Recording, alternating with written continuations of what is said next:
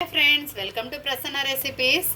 చూడండి, ఈరోజు నేను ఒక మంచి టేస్టీ రెసిపీ చేయబోతున్నాను. అయితే ఇది మేము చిన్నప్పుడు తిన్నది, ఇప్పుడు నాకు గుర్తుకొచ్చింది. అయితే వేరే కూర చేశాను, సాంబార్ చేశాను, అయినా సరే నాకు ఇది తినాలనిపించింది, అందుకని ఇలా చేస్తున్నాను. చూడండి,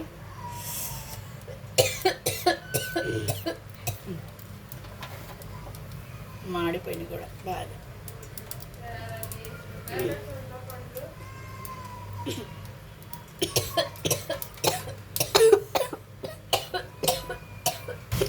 వీటిలో మంచి టచింగ్ చేప అన్నమాట. అసలు ఎంతలా వండిద్దంటే సూపర్గా ఉండిద్ది. మేము చిన్నప్పుడు కట్టెల పొయ్యి మీద కాల్చుకునేవాళ్ళం.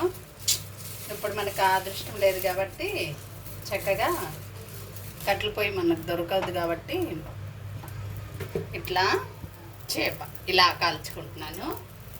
చూడండి ఎంత బాగుంటుందంటే,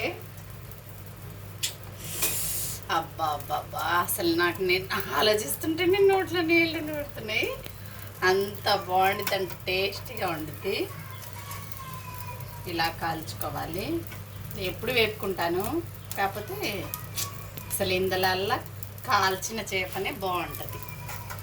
ఒక్కొక్కళ్ళది ఒక్కొక్క టేస్ట్. నాకు టేస్ట్ అయితే ఇది చాలా బాగుంటుంది, నాకు నచ్చుద్ది.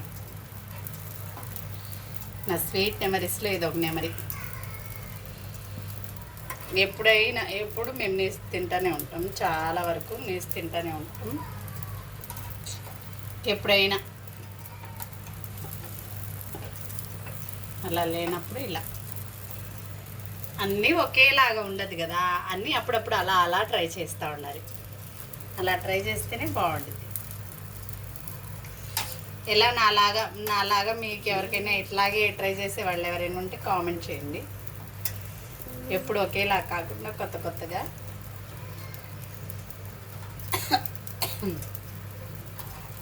ఎండుమిర్చి కాల్చాం కదా, ఇంకా కాటుకోలేదు.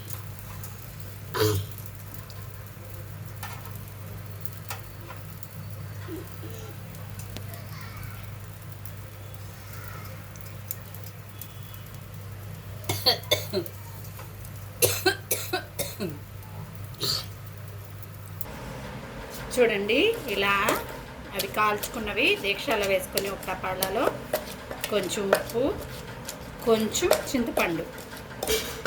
ఘాటు తినన్న వాళ్ళు తినచ్చు వేసుకొని ఎక్కువ.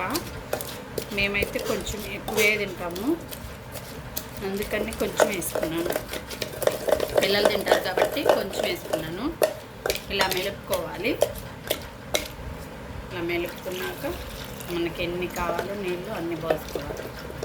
ఎంతమంది తింటామో అంత వేసుకొని వాటర్.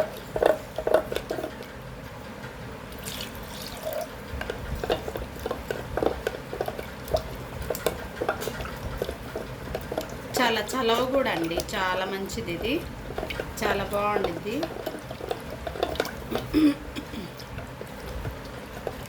ఇప్పుడు ఇందులో ఉల్లిపాయలు వేసుకుంటే